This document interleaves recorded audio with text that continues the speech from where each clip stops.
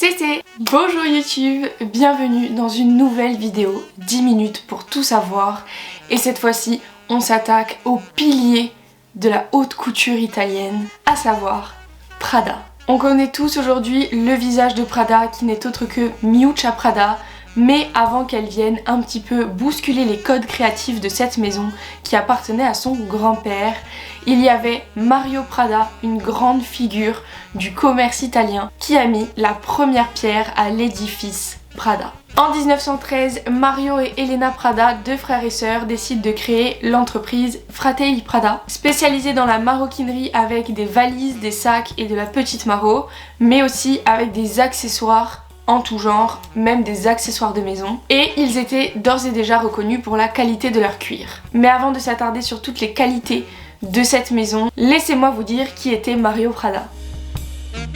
Mario était un homme d'affaires, mais pas que, il était passionné par l'artisanat du cuir. C'était un créateur, un innovateur, et il avait un but bien particulier quand il a créé cette entreprise, c'était d'élargir la clientèle du luxe au-delà de l'aristocratie italienne. Et pour ce faire, il a eu une approche très avant-gardiste en suivant 3 grandes étapes. La première, c'était d'utiliser des matériaux d'exception encore rarement utilisés en Italie et encore moins sur de la maroquinerie et sur de l'accessoire de maison, à savoir utiliser des cuirs exotiques. Dans ces cuirs exotiques, on avait du crocodile, du python, de l'autruche même, il me semble. Bien évidemment, ce n'était pas le gros de la collection, c'était simplement des pièces uniques et très rares qui venaient étoffer les collections plutôt élégantes et classiques qui étaient faites chez Fratelli Prada. La deuxième chose qui a fait que c'est devenu un incontournable d'ores et déjà à son époque, c'est bien entendu la qualité du cuir traditionnel italien. Déjà à l'époque, les cuirs Prada c'était des cuirs de Toscane. Pourquoi? Parce que Milan était le point névralgique du commerce du cuir en Italie. Il était surtout réputé pour sa qualité profonde et sa finition. C'était une ville qui travaillait du cuir très souple et par conséquent très durable. Et si on fait un petit bond dans le temps, les cuirs Prada aujourd'hui sont toujours des cuirs très souples parce que la plupart des produits sont en cuir saffiane. Le cuir saffiane, c'est un cuir qui est connu pour sa texture grainée. En fait, il va être estampillé dans une machine particulière qui va lui donner cet effet hachuré. Et cette finition-là va lui donner une durée de vie exceptionnelle parce que c'est un cuir souple qui est déjà grainé, donc qui a déjà des imperfections. On peut dire qu'il est déjà travaillé, contrairement à du cuir lisse qui peut facilement se rayer ou marquer. En plus de ça, c'est un cuir qui est très résistant à l'eau et qui est très souple. Donc, ils n'ont jamais arrêté l'excellence du cuir. Et la troisième étape qui était ultra importante pour Mario et surtout pour faire reconnaître sa maison, c'était l'artisanat d'exception. Il voulait absolument travailler le cuir sous toutes ses formes de façon artisanale et pour ce faire, je crois même qu'il avait créé des ateliers en 1919, des ateliers du cuir. Il était même fournisseur de cuir brut. Mais pour sa propre maison, il voulait vraiment un travail jusqu'à la finition. Tout était fait à la main.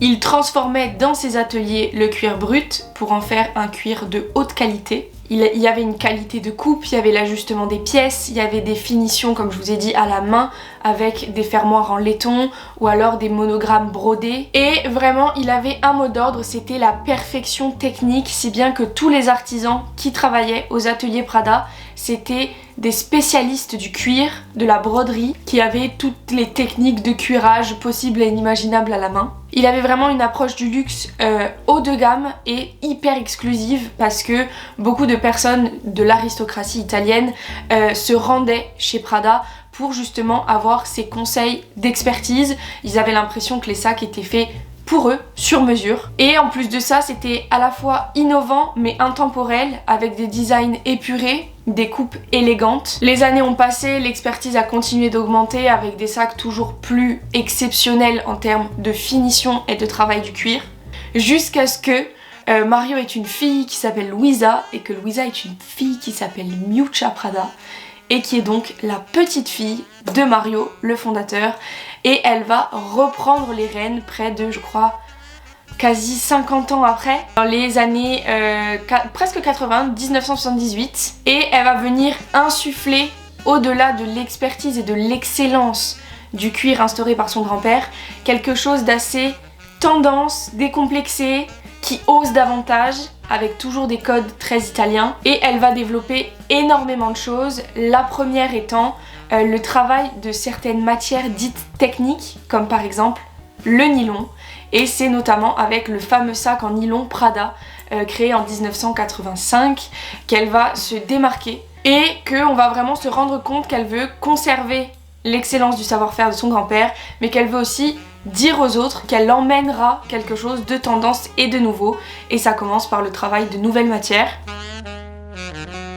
Elle va créer encore beaucoup d'autres choses après ça. En 1988, le prêt-à-porter pour femmes va voir le jour. En 93, elle va faire à la fois Miu Miu, qui est sa propre griffe éponyme, marque petite sœur de Prada, et la création de la Fondation Prada à Milan. Le prêt-à-porter pour hommes arrive en 1994, le sportswear en 97, les parfums et Prada Beauty dans les années 2000.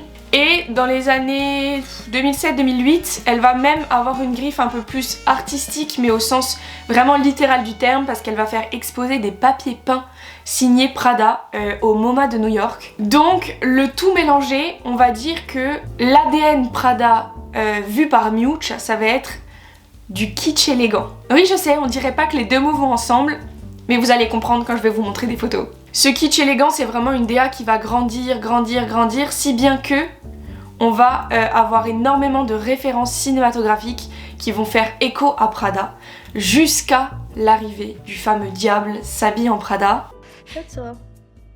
Le diable s'habille en Prada, c'est vraiment l'apogée du nom Prada qui va immerger tout le cinéma, si bien qu'elle va même faire des défilés très hollywoodiens, mais pareil, je vous réserve ça pour plus tard. Là tout de suite, on va donc se concentrer sur les incontournables qui ont fait de Prada aujourd'hui. On va donc parler de ce fameux sac en nylon qui est sorti en 1985 mais qui entre-temps a été réédité. La réédition du sac en nylon, elle est assez particulière dans le sens où elle reprend les codes du tout premier qui a vu le jour, mais elle va apporter des petites nouveautés comme certaines formes qui vont être plus arrondies, certaines finitions qui vont être d'autres couleurs, on va rajouter des charms, on va mettre des empiècements de cuir sur certains. Et ce qu'il faut savoir, c'est que celui-ci, il a une connotation très RSE dans le sens où il est fait avec du renylon, qui est un fil de nylon régénéré, si je peux dire ça comme ça. Ce fil-là, ce renylon, il va être créé par un processus de recyclage et de purification de tout ce qui est déchets plastiques, filets de pêche, fibres trouvées dans les océans. Et depuis 2019, 1% des recettes générées par l'achat de ces sacs est reversé à l'association Sea Beyond, qui est un programme éducatif qui a été fondé par le groupe Prada et la commission océanographique. Deuxième incontournable, c'est le sac Galerie qui est sorti en 2007. Il est fait à base de 100% cuir Saffiano dont on parlait tout à l'heure, et sa particularité, c'est qu'il est un assemblage de 83 pièces de cuir fait à la main. Lui, c'est vraiment la figure qui retranscrit la transmission entre Mario et Miuccia, parce qu'il va avoir une forme très classique avec un savoir-faire d'exception, mais il va quand même avoir quelques subtilités qui font qu'il est remis au goût du jour. Il existe en plusieurs tailles, il a des bandoulières amovibles, il va avoir des ornements en métal avec le logo devant. Mais ce qu'il y a de fou, c'est qu'en plus d'avoir repimpé le Galerie, elle a tout de même utilisé le cuir de veau Saffiano breveté par Mario Prada au XXe siècle, il me semble. Et enfin, la troisième chose iconique qui a fait connaître Prada, ce sont ces mocassins penny loafers. Les penny loafers en français, ça peut se traduire en mocassin à gland. Qu'est-ce que le mocassin à gland? C'est un mocassin qui présente sur le devant une spécificité esthétique. Ça peut être une bande de cuir, un logo, des franges, des nœuds. Pour le coup, ceux de Prada, ils ont vu le jour dans les années 80. Et après ils ont été réédités avec plus ou moins une grosse semelle, avec un logo de différentes couleurs de métal, avec des semelles crantées, avec du cuir embossé. Mais si on doit parler du classique, bon, je vous refais pas la leçon sur la qualité du cuir, mais cette fois-ci c'est pas un cuir Saffiano, c'est un cuir brossé, c'est également un cuir de veau. La semelle en règle générale va être en gomme, mais vraiment on voit à quel point Au fur et à mesure des années, ce mocassin va être revisité, réédité, où on va apporter un petit peu une touche actuelle. Avec tout ça, la maison Prada s'est vraiment inscrite dans le luxe italien dans tous les sens du terme. Et on peut très bien continuer à le dire quand on regarde tous les défilés Prada qui sont juste merveilleux. On voit vraiment la plus-value entre le savoir-faire transmis, l'élégance, avec la petite touche un peu kitsch dont on parlait en début de vidéo, parce qu'il va y avoir des broderies, des motifs un peu plus bariolés, il va y avoir des couleurs vives, différentes coupes de vêtements, il va y avoir énormément de bijoux, enfin des accessoires qui vont se transformer en bijoux. Vraiment, on va se rendre compte à quel point la maison Prada a voulu conserver ses traditions sans jamais devenir has-been. Je suis obligée aussi de vous parler du fameux défilé du Diable s'habille en Prada. Pour ceux qui me connaissent depuis longtemps, vous savez que c'est mon film préféré de tous les temps. Et je suis juste obligée de faire une parenthèse sur ce défilé masculin de 2012 où justement elle va faire défiler tous les méchants de l'histoire en Prada pour dire que effectivement, le diable s'habille bel et bien en Prada. Dernière petite nouveauté, depuis avril 2020, Raf Simons a rejoint Miuccia Prada en co-création. Ce sont des amis de longue date et lui ça a été l'ancien directeur artistique de chez Dior, de chez Calvin Klein, de Jil Sanders.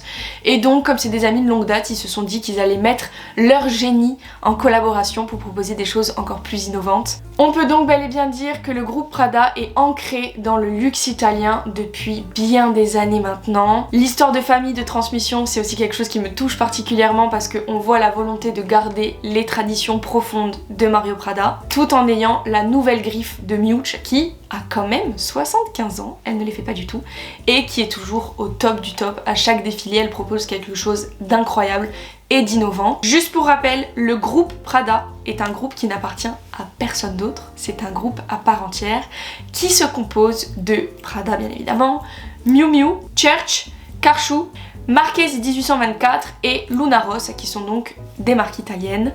Et voilà YouTube, j'espère que la maison Prada n'a plus aucun secret pour vous. Bien évidemment, il y a énormément de choses à dire encore sur Miuccia Prada, sur Miu Miu.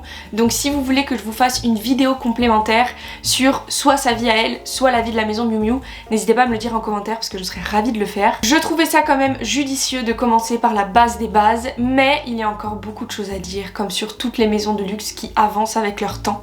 En attendant, j'espère que cette première maison italienne vous a plu. C'est la première que je fais et pourtant vous savez que le luxe italien c'est mon luxe préféré. On est de plus en plus sur cette chaîne, je vous remercierai jamais assez. Idem sur mes réseaux sociaux, TikTok, Instagram. On commence à devenir une belle et grande famille et ça me plaît beaucoup. J'ai beaucoup de choses à vous annoncer dans les prochains mois, donc j'espère que vous serez au rendez-vous. En attendant, je vous invite à me suivre si ce n'est pas encore le cas. Mais je vous invite aussi surtout à prendre soin de vous. Je vous dis à bientôt. Merci pour tout. Ciao!